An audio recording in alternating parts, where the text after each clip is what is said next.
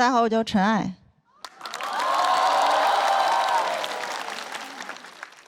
我去年过得不太好，一直在搬家，而且很倒霉。我搬到哪儿哪儿修路，搬到哪儿哪儿修路，我都怀疑上海这城市发展不会是我带动的吧？怎么追着我发展呢？是不是上海原本都没有这么多路？我搬多了，才有了路。最近住的地方倒是不修路了，给我弄钟点来了。我甚至发现附近还有个火葬场。本来我只想找个偏点的地方，那这也太偏了，偏到让你觉得这地方就该有火葬场。还有农家乐，也合理，喜丧嘛，方便吃席。这边刚烧上，那边已经起菜了，真的很近。我在家导航过，我家离火葬场不到800米，导航推荐我步行。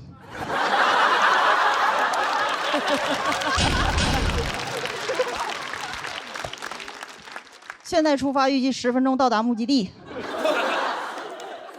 这个距离让我特别有安全感，感觉人生都有了退路，就很方便。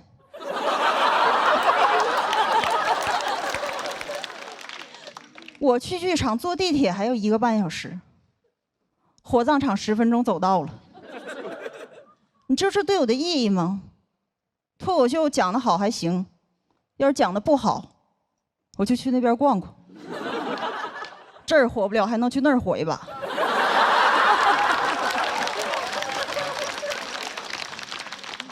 没法在台上风光，我就去火葬场风风光光。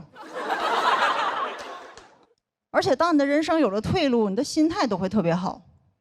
比如我现在都不怕别人催婚，每次听人说你现在不结婚不生孩子，以后死的时候都没人给你送终。我想10分钟的路，送啥送？他们来的没我走得快呢。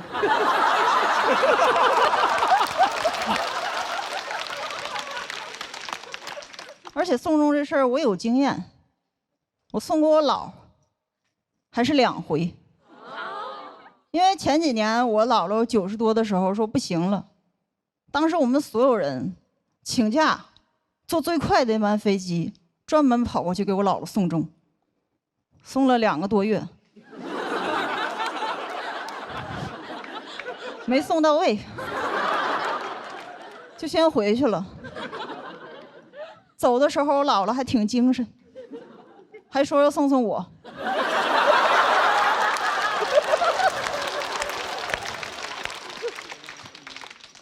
真的送终真的不能太久，心态会变化。刚去的时候我想，姥姥我舍不得你，但2个月之后我开始觉得，早知道换个便宜点的高铁了，反正你又不着急。来的早不是来的巧吗？所以电视里见亲人最后一面都是姥姥我来晚了，我们是姥姥我来早了。就不能有一次正好说姥姥我来着了。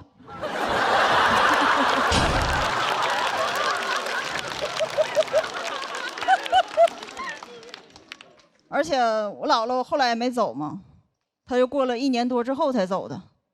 这中间我还生了一场大病，差点走她前面。走她前面也很尴尬，我姥姥得咋想？太客气了吧？说好送我走，咋成带我走了呢？所以经历过这件事之后，我绝对不让别人给我送终，因为我特别害怕麻烦别人，尤其是让别人把所有事都推了，专门过来等我死，没有礼貌。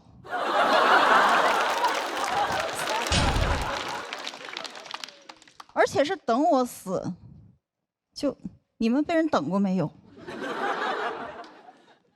本来也不着急。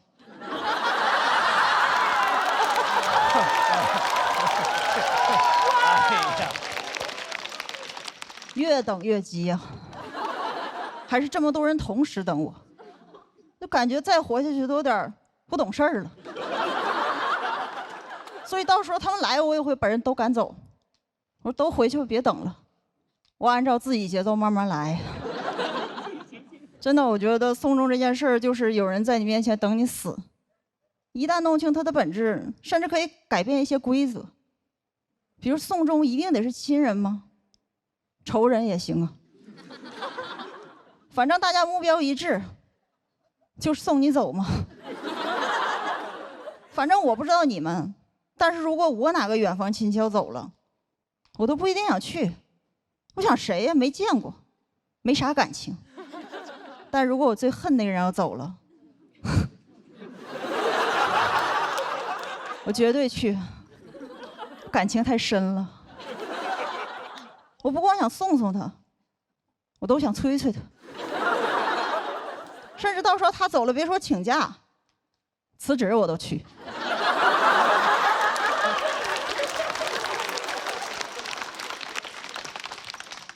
反正公司少我一个也死不了，但那边少我一个，我怕他活。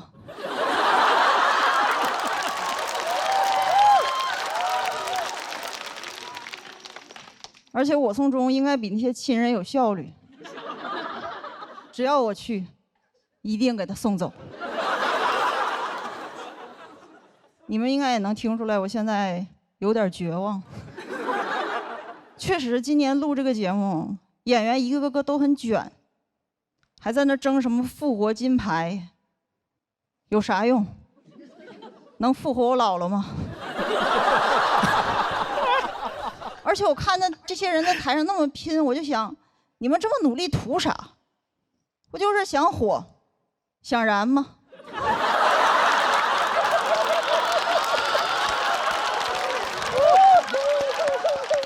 我家那边也能办到。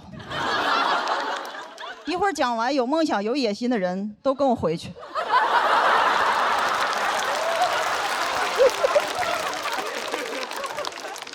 很方便。你在台上想火，需要很努力逗笑观众，也不一定成功。但到我家那边，只需要先躺平，然后跟师傅说：“麻烦你，我要大火。”这样就谢谢大家。大家好，我叫陈爱。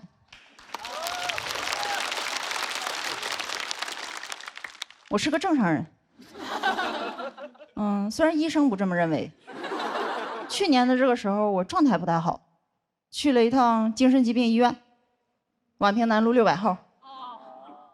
对，本来去之前听人调侃，我还有点担心，我怕里边的人控制不了自己的行为，突然攻击我一下啥的。那去了之后发现挺好，他们都只攻击自己，比往时那些人强多了。我刚到，医生就让我做了一套那种抑郁焦虑的评估测试。你们做过那个测试吗？做过。可以多做，能带来一些自信。那是我唯一一套能拿高分的题。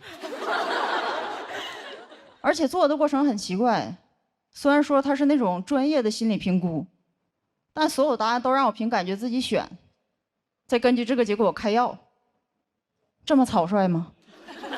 那种感觉就像问你有病吗？我说有，就确诊了。这也太尊重我的意见了。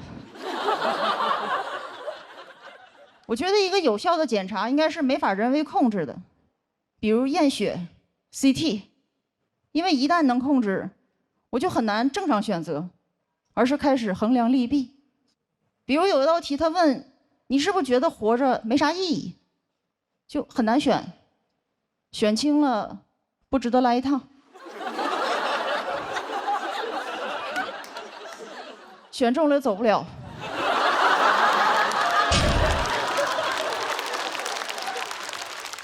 类似这种问题很多，整个测试给我感觉好像就是，只要你觉得自己有病，总能查出点啥。所以我给这个地方想了个宣传口号：来精神疾病医院，成为你想成为的人。测试的环境也不好。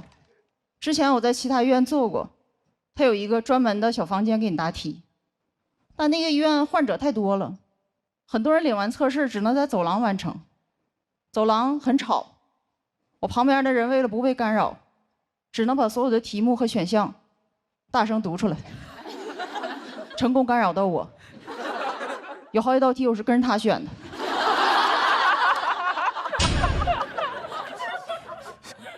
最后测出来结果，我不但有抑郁和焦虑症，还有一点轻微精神病。我就知道他有病。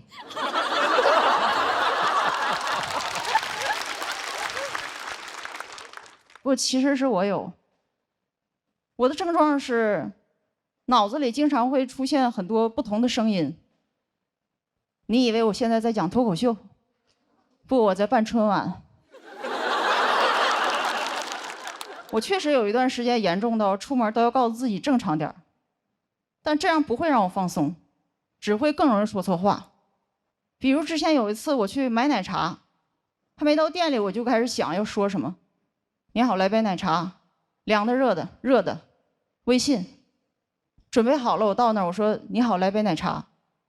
他居然问我要大杯小杯，这句没练过呀。但我跟自己说没事，你可以的。现在正常应该问什么？大杯多少钱？小杯多少钱是吧？但我太紧张了，问成大杯小杯啥区别？说完我就特别后悔，因为我发现他在用一种看智障的眼神看我，说大杯大一点，小杯小一点。这是我之前写的一个段子，那个时候我还不敢面对自己的精神疾病，所以到处说我社恐。但人家社恐只是害怕社交，也不是脑子有病。但我当时觉得应该没事儿，反正社恐也不会当面骂我。但其实我也没觉得自己多不正常，我觉得不正常的是你们，只是你们人多。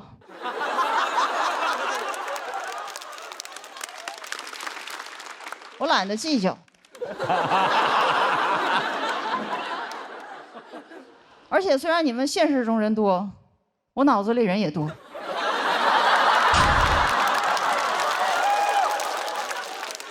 我只是在外边收着，有时候也会遇见一些人跟我说：“没事儿，你放松点儿，别太紧张。”我心想：哼，我放松，就该你们紧张了。而且其实有精神病这件事儿，我之前也不太敢说，但直到这2年。环境好，大家都疯了。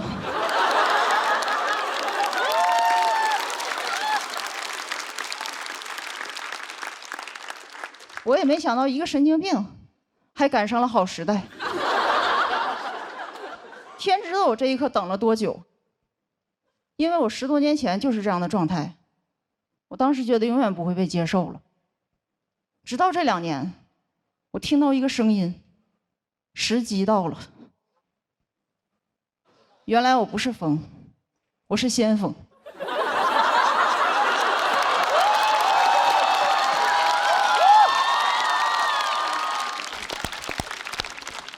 我甚至都看到希望了。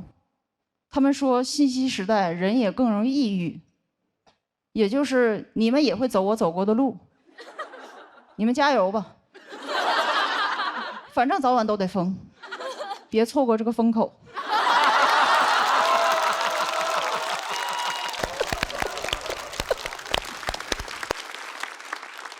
我在未来等你们。被确诊精神病这件事儿，最糟糕的是，它会摧毁你一些对于现实的认知。就是有些事儿你以为发生了，其实没有。比如你们生活中都有一些幸福的时候，升职。旅行、恋爱，但如果跟你说这些都不存在，是你有病，是不是就有点恐怖了？对，其实我这个表演也不存在，是你不开心把我想出来的。你可能会想，不可能，你讲的又不好笑。不是我不好笑，是你想象力不丰富。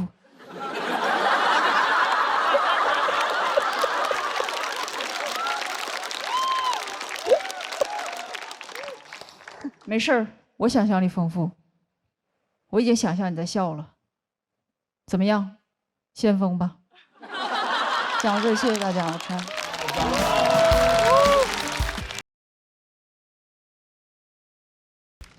Hello， 大家好，我叫陈爱。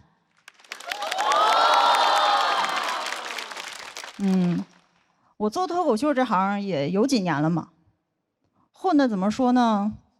不能说大红大紫吧，也算是没有收入，根本没商演，每天在家只能健身、看书、做饭。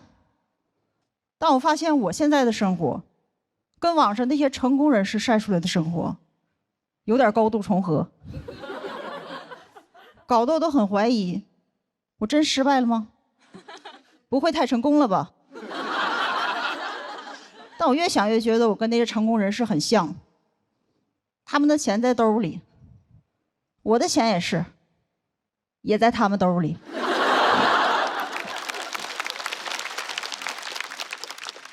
当然我也不是不想努力，我只是想休息一下。有人说那我懂了，你想 gap 一下 gap year。 对，但我不是想 gap year， 我想 gap life。 去年过得确实不太好，租的房子也一直出事儿，到处搬家，抑郁症也发作了。还好最痛苦的时候有个朋友一直陪我，某音。我真挺喜欢刷短视频的，我也知道很多批判的声音，比如劝你说别沉迷，天天刷这玩意儿人生就完了。还好我刷之前人生已经完了。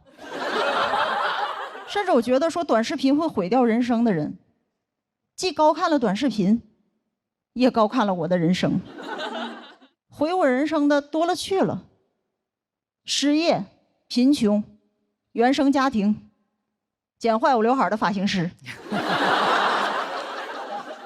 都排着队呢，你短视频算老几？甚至我觉得这小玩意儿还想影响我的生活，你最多算是骆驼身上的第一根稻草。然后还有人说短视频最大的危害就是让人不思考，有没有可能我刷这个就是不想思考？反正我那段时间一思考就想死，全靠在上面看人擦边。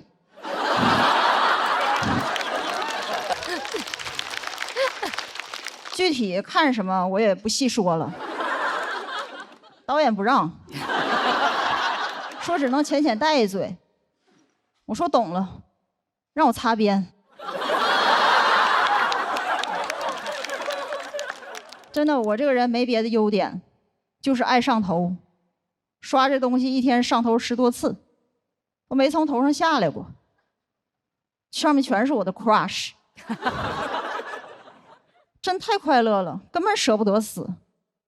所以他们擦的是自己的边，救的是我的命，都是活菩萨。我给那钱也不是打赏，那就是香火钱。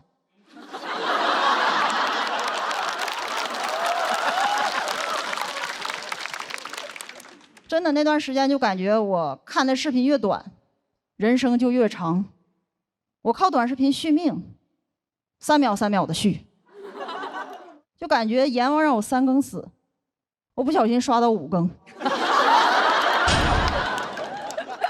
后来阎王都急了，说你干嘛呀，还死不死？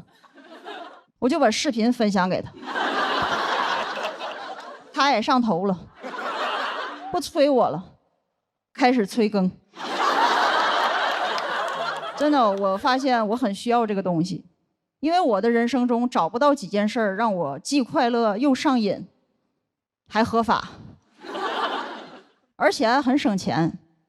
因为我看了1年多直播，只在最开始充过1块钱，然后就靠着在里边抢红包挣了好几百。我每天在直播间为自己谋福利。所以虽然我现在没商演，但已经达成了脱口秀演员的最高成就，在直播间捞钱。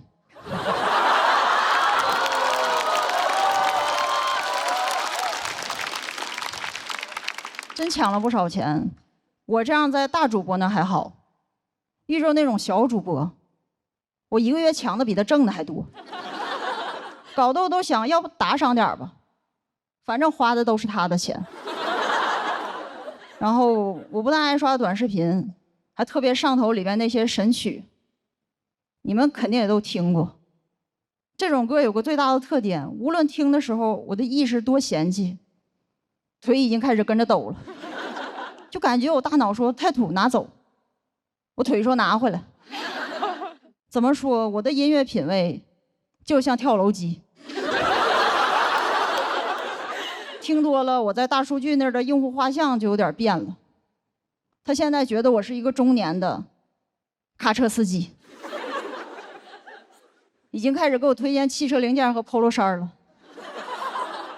我也终于刷到了自己之前没刷到过的东西，米其林、轮胎。最近比赛，很多人跟我说加油，我都想问汽油、柴油。但其实我理解听那些歌的司机和外卖员，因为我那段时间抑郁到起床都困难，我就需要那种又土又来劲的东西，让我从床上爬起来，否则再高雅都不行。哪怕贝多芬亲自来给我弹钢琴，我也会觉得你这玩意儿不来劲呢，给我换 DJ 版。而且高雅的音乐都很忧伤，听的人更想死了。什么命运交响曲，对我来说那是送命交响曲。品味上去了，我人下去了。我们这次主题叫说出来就如何。其实我真的很想说，对于我们很多人来说，活着已经很难了，真的顾不上高雅。甚至我觉得说我们不高雅那些人，也没有多希望我们活着。所以我也不用多说，有相似经历的人会理解。而我现在只想跟他们说，再撑一撑，先别跳楼，听跳楼机。讲到这，谢谢大家。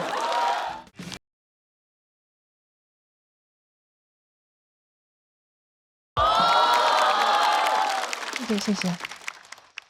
我们今天的主题是说出来又如何？其实很多事儿我说不出来，因为我是一个特别怂的人，生气了我也不敢说。之前老板要给我降薪，我鼓足勇气，我给老板发微信，我说为什么要给我降薪？老板说公司不挣钱。我说好的，波浪号。但其实我心里全是星号。老板还跟我说，你这个人最大的优点就是情绪稳定，但他不知道我最大的优点其实是骂人不出声。我经常想在心里跟别人说出那种特别刻薄的话。有一次我坐飞机啊，我特别想睡一会儿，但我周围所有的家长都在给孩子上课，我后边家长在教孩子学英语，左边在教飞机原理，前面在教古诗词。我说原来空课的意思是空中课堂。我都感觉我坐的不是航班，这就是个实验班。我坐第一排，给我发饭我都不敢吃，我怕他让我往后传。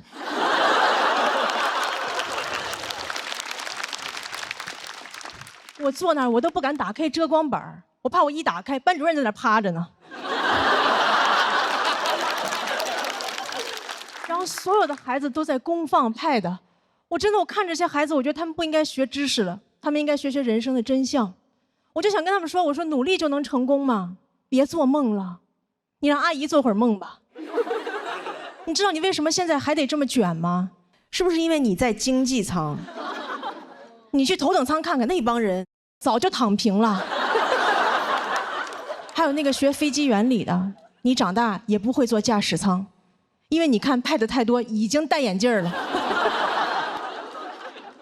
还有那个背古诗的，你背这么多诗，以后想当诗人吗？当诗人有用吗？现在中国最有名的诗人在卖牛脆脆。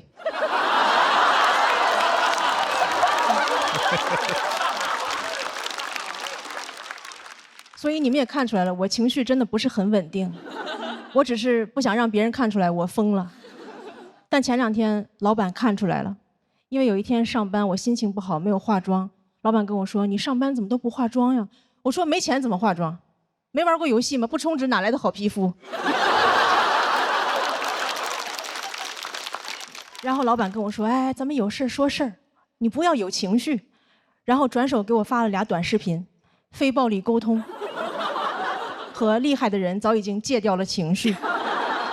我说情绪为啥要戒掉啊？怎么情绪有害健康吗？啊！我在这演着演着，突然有人上来扇我一巴掌，我面无表情，观众都问我说：“你怎么不生气啊？”我说：“戒了。”我估计扇我的人都想说：“戒不是有病吗？”我趁着人还是。然后老板还跟我说：“最近感觉你情绪不太稳定啊，我觉得你就是太敏感了。”我觉得老板说你太敏感就是一种 PUA， 对吧？因为你都伤害我了，你还要怪我太脆弱。这就好比我走在路上，有人开车把我撞了，然后过来跟我说：“哟，这么容易就受伤了？你也太敏感了吧？你看旁边那个人都被我撞飞了，但他一点事儿没有，因为他有超强钝感力。你看他飞出10米他都没事儿，因为他每天都在刻意练习。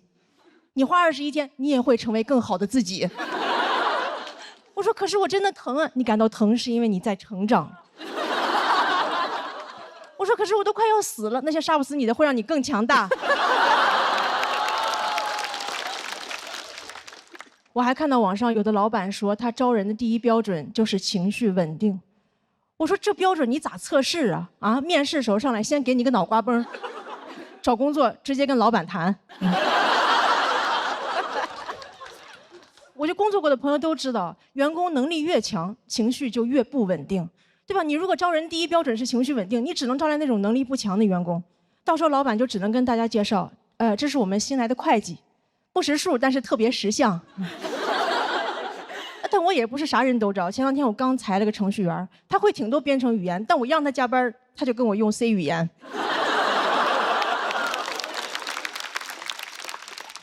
然后前2天老板又要给我降薪，我直接跟他用了一句 C 语言，然后就没有降。我说我学了半天非暴力沟通，原来最有用的居然是暴力。就非暴力沟通几十万字顶不上这一句，我这才是真正的一句顶1万句。谢谢大家，小海。哎，我今天有点太好看了。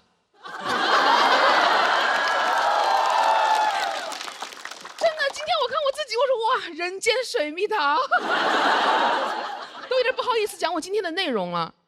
我本来是想说我很抠门，因为虽然你们看不出来啊，但其实我对于时尚跟购物是一窍不通的。就在我心中，购物只有2种模式，一种是这个都给我插下来，另外一种是这个。都不是我弄坏的啊！我记得有一年冬天啊，我为了奖励我自己，给自己买了一个200块钱的外套。我高高兴兴出门去，一个朋友指着那个 logo 问我：“你现在是有钱了哈？几千块钱的衣服，你说买就买。”我想完了，搞到假的了。但我是个很诚实的人，还是跟他实话实说。我说啊，我也不懂这些，喜欢就买了。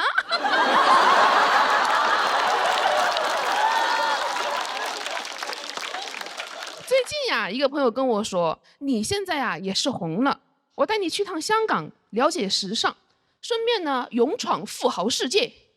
一到香港，我朋友就说，你别把你的通行证弄丢了。放到我的 LV 钱包里吧。我说这就开始闯了。他把他的钱包拿出来，我说这个上面也没有 logo 啊。他把钱包徐徐翻开 ，LV 在夹层里。我说哦，图穷驴线。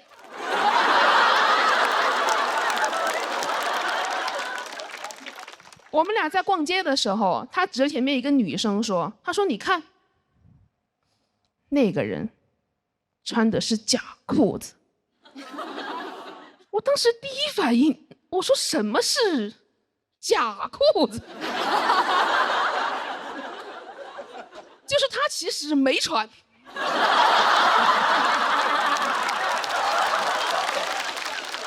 他那个是人体彩绘。后来我朋友带我去看香水，他说他喜欢祖马龙，因为很低调，但是别人一闻就知道是祖马龙。到这儿我真的忍不住了，我说这个别人，他到底是谁呀？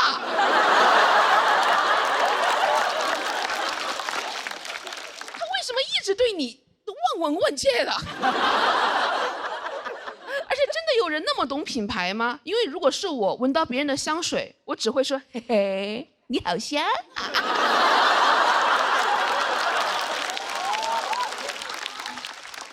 我就跟我朋友说，你是不是有点太被消费主义洗脑了呀？他说那你回上海的时候，我帮你升舱吧。我说消费主义也好香啊。那个其实是我第一次坐公务舱，我是非常紧张的。我坐那儿之后呢，想调座椅靠背，摸了半天，也没有摸到开关。你知道，主要是也不敢大摸，不了解公务舱，我怕我摁个啥按钮给飞机舱门弹开了。那样的话，我的惊呼声会显得很像祈祷啊，门！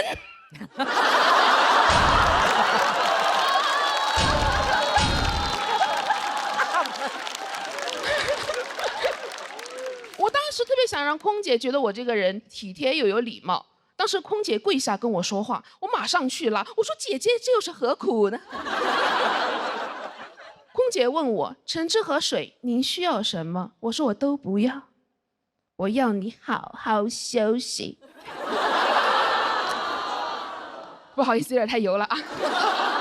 跟我形成鲜明对比的是坐我旁边一个12、13岁的小女孩，她的父母呢坐我们后面。起飞之前，空姐过来提醒我们2个人调直座椅靠背，我们俩都没动。她没动，是因为她不在乎规则；我没动，是因为我没动。我做不到她那么松弛，还是带着一些经济舱的拘谨，就感觉我虽然人到公务舱了，心还没过来，怎么身体跟灵魂总有一个在经济舱？而且我当时看着她，我就想啊，她躺得那么平，她不怕待会儿飞机起飞的时候，她从后面滑出去吗？后来我想，她不怕，因为她身后有父母托举她。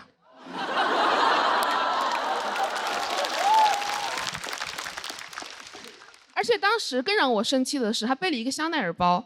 我说你12、13岁，你上初中哎，你背香奈儿干嘛呀？你拿它装笔吗？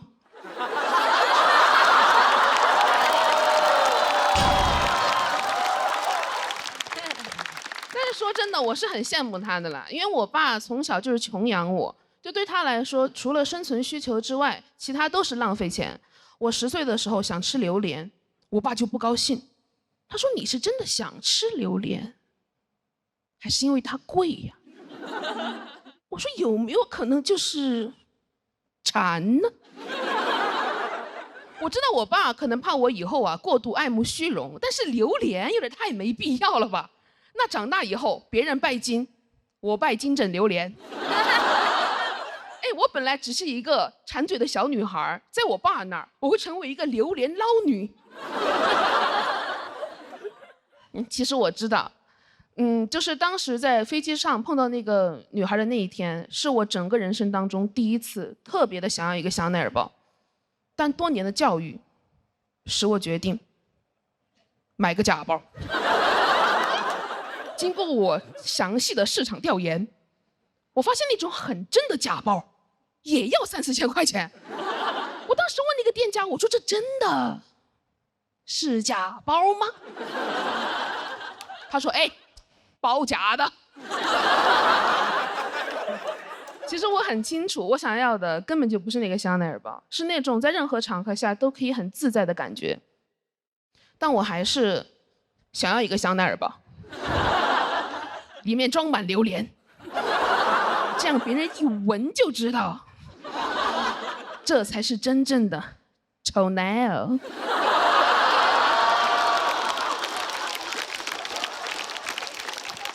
其实我上周已经买了，买的真的。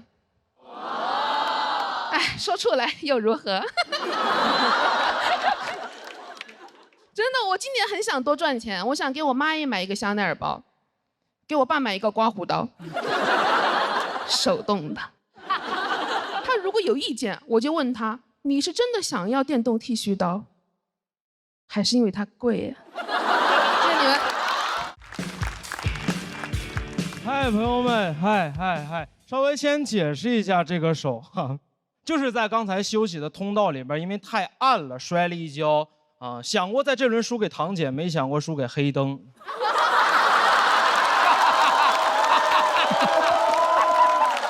好，正式开始了。我叫于博啊。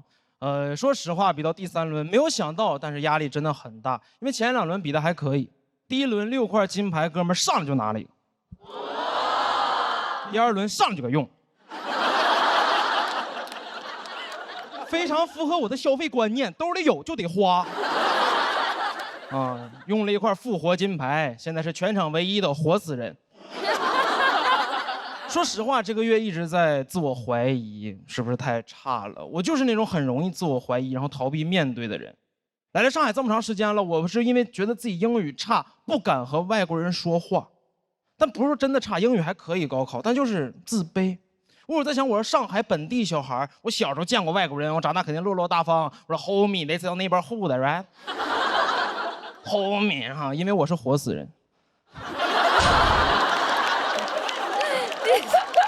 我哪管是省会小孩呢？我小时候见过外国人，我妈也会自信地推着我去背英语课文，对吗？新概念 ，Last week I went to the theater， 快点，张嘴，别逼我干你，快点。但我是农村小孩，我小时候见过外国人，对我们来说只能是侵略者。在农村见着外国人是我一生的阴影。在老家见着2个白人。我说这是啥呀？怎么了？八国联军撤退没通知你啊？怎么东西拿到大英帝国博物馆给你俩落下了？我妈让我去说话，我能说什么？我说兽首是中国的。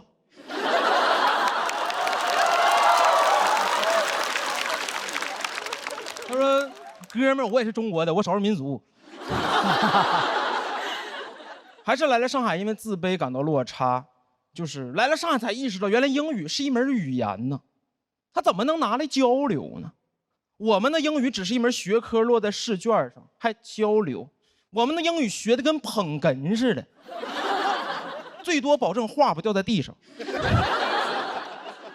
还什么听说读写，我们就是嗨，没听说过。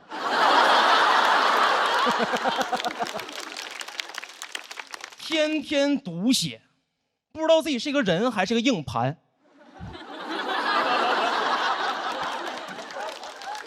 啊，不是说为了抖一个谐音梗，是因为我们那一年黑龙江英语高考英语不考听力，不是说真的不考，就是播放但是不算分儿，高考当白噪音放。我们训练的不是如何听懂外国人说话，训练的是如何在外国人说话的时候屏蔽。专心干自己的事儿，快点！阅读理解、写作文，快点！长大了，外国人说话不是听不懂，听不见。一听着外国人说话专注。出国都没有工作，特别适合给外国人做美甲。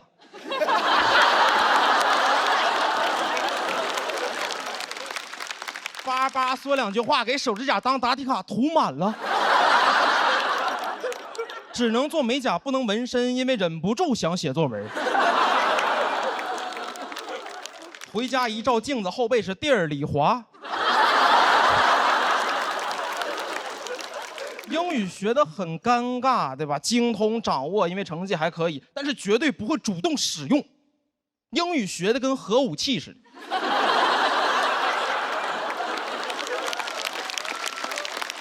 朋友还问呢，说你会不会？有时候会，他说那你说呀，我说还没到时候。我方不使用，但掌握英语威慑。别说英语了，来上海中文都快不敢跟别人说了。前2天在路上，一个闯红灯的电动车把我撞了，不是撞的这个，把我撞了。当时我挺生气的，因为我占理，我说你闯红灯是错的，你道歉。他理直气壮，他说我在闯红灯的时候故意站在路中间，我没有父母，是我在马路中间站着是为了投胎见我的父母，给我一顿骂。在他眼里边，我是一个恶意撞他的孤儿，我是个肇事孤儿。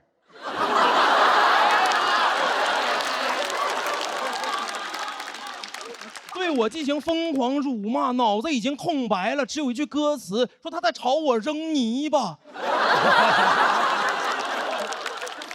已经迟缓了，场面特别像是植物大战僵尸，我是僵尸，他那嘴里全是植物啊。我当时就看着他，我说这个世界是不是就不需要规则呀？因为他说着说着，只有我们这种感觉伤害我们，只有我们这种自卑的人才需要规则。说着说着来了一句啊，红灯剩3秒就是绿灯。他说，那你阳寿剩3年就能埋了吗？